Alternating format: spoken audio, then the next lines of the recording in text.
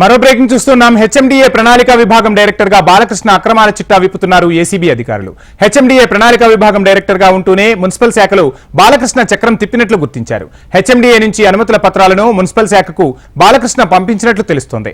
రంగారెడ్డి, మేడ్చల్, మెదక్, భువనగిరి, సంగారెడ్డి జిల్లాలోని భూములకు ఇచ్చిన అనుమతుల్లో అక్రమాలకు పాల్పడినట్లు ఏసీబీ విచారణలో తేలింది. బాలకృష్ణ అక్రమాల చిట్టాకు సంబంధించి అదేవిధంగా ఏసీబీ విచారణకు సంబంధించి మరిన్ని డీటెయిల్స్ మా ప్రతినిధి కిరణ్ లైవ్ లో అందిస్తారు. కిరణ్.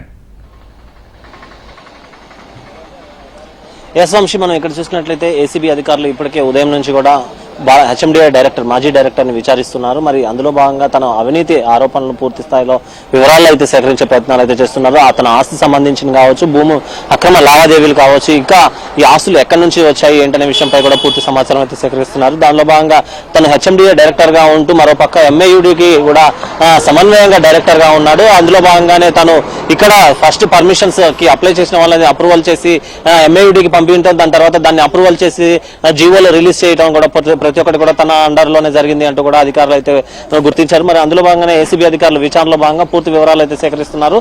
డైరెక్టర్ తో పాటు కమిషనర్ కూడా దీంట్లో అవకతవకల్లో భాగంగా ఇన్వాల్వ్ అయినట్టుగా కూడా పోలీసు అధికారులు, ఏసీబీ అధికారులు అయితే గుర్తిస్తున్నారు.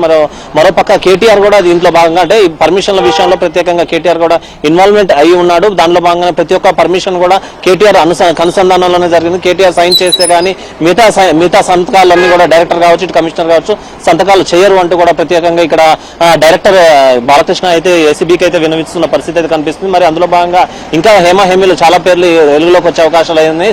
చాలా మందిని ఇక్కడ నిందితుల్ని చేర్చే అవకాశాలు అయితే ఎక్కువగా కనిపిస్తున్నాయి. ఎక్కువగా మొత్తం లావాదేవీలు అన్ని కూడా 311 జీవోలో భాగంగా హైరీస్ అపార్ట్మెంట్స్ ని పర్మిషన్ ఇవ్వడానికి ప్రతి ఒక్కళ్ళ దగ్గర నుండి 4 లక్షల నుంచి 5 లక్షల వరకు వసూలు చేశారు. మరోపక్క ల్యాండ్ల విషయంలో పర్మిషన్లు ఇవ్వాలి అంటే 100% వాళ్ళకి లక్షల్లో వసూలు చేసే పరిస్థితి అయితే నెలకొంది అంటూ కూడా వారైతే ఇక్కడికే ప్రధానంగా సమాచారం అయితే సేకరించారు. మరి ఈ లక్షల్లో డబ్బుల్ని ప్రతి ఒక్క నెలకి 70 నుండి 80 డాక్యుమెంట్స్ ని వాళ్ళు సీజ్ చేయటము, ప్రతి ఒక్క డాక్యుమెంట్ నుండి కూడా ఇంత అమౌంట్ అంటూ కూడా ప్రతి ఒక్కళ్ళ దగ్గర నుండి కూడా భారీ మొత్తంలో డబ్బులు తీసుకున్నారు. రేరా డెవలప్మెంట్ లో భాగంగా భారీ స్థాయిలో కుంభకోణం చేశారంటూ కూడా ఏసీబీ అధికారులు గుర్తించారు. మరి ఆ రేరా డెవలప్మెంట్ లో ఎక్కువగా అపార్ట్మెంట్స్ కావచ్చు, బిల్డింగ్స్ కావచ్చు 7 జిల్లాలకు మొత్తం కూడా పర్మిషన్లు ఇచ్చిన పరిస్థితి అయితే కనిపిస్తుంది. ఏదైతే హెచ్ఎండిఏ పరిధిలో ఉన్న 7 జిల్లాలకు ప్రతి ఒక్క ఏరియాల వారికి కూడా పర్మిషన్లు ఇవ్వడానికి ఇక్కడ నుంచే పర్మిషన్లు అయితే కొనసాగాయి. మరి ప్రతి ఒక్క కన్వర్షన్ కావచ్చు, డైవర్షన్ కావచ్చు, ప్రతి ఒక్కటి కూడా నాలా కన్వర్షన్ కార్డు నుండి 311 జీవోలను హై రీచ్ పర్మిషన్లు కావడం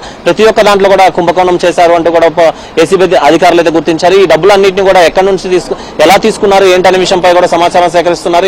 ఎన్ని లావాదేవీల విషయంలో అంటే ప్రతి ఒక్క డాక్యుమెంట్లలో చూసినట్లయితే ప్రతి ఒక్క డాక్యుమెంట్ లో కూడా బినామీ ఆస్తులు ఎక్కువగా ఉన్నాయి. కాబట్టి బినామీ ఆస్తుల్లో భాగంగా ఇంకా ఎవరెవరి పేర్లపై ఉన్నాయి, ఇంకా ఈ బినామీ ఆస్తులు ఎవరెవరు ఇన్వాల్వ్మెంట్ ఉన్నారు, ప్రతి ఒక్క కుటుంబ సభ్యులను కూడా విచారించే అవకాశం అయితే ఎక్కువగా కనిపిస్తుంది. దానిలో భాగంగా ఈ కుటుంబ సభ్యులను విచారిస్తే ఇంకా వెలుగులోకి అంటే ఎక్కువ ఇన్ఫర్మేషన్ వెలుగులోకి వచ్చే అవకాశం అయితే ఉంటుందంటూ కూడా ఏసీబీ అధికారులు అయితే భావిస్తున్నారు. ఇప్పటికే 4 లాకర్లు అయితే గుర్తించారు. 4 లాకర్లు ఓపెన్ చేసి వాటిలో ఉన్న డాక్యుమెంట్స్ ని కూడా వెలుగులోకి తీసుకొచ్చే విధంగా ప్రణాళికలు అయితే చేస్తున్నారు. ఇంకా ఏదైనా ఆస్తులు దాంట్లో లాకర్స్ లో ఉన్నాయా లేదా అనే విషయంపై కూడా దర్యాప్తు చేస్తున్నారు. ఇప్పటికే 84 లక్షలు ఇంట్లోనే దొరికాయి క్యాష్, ఇంకా బంగారము, మరి 60 వాచ్లు పైన వాచెస్ పైన అక్కడ ఇంట్లో దొరికిన నేపథ్యంలో ఇంకా భారీ మొత్తంలో ఆస్తులు కూడబెట్టినట్టుగా లాకర్లో ఇంకా ఎక్కువగా ఆస్తులు ఉన్నాయేమో అనే అధికారులు అయితే భావిస్తున్నారు. మరి అందులో భాగంగానే విచారణ అయితే కొనసాగిస్తున్నారు. ఏసీబీ అధికారులు విచారణలో భాగంగా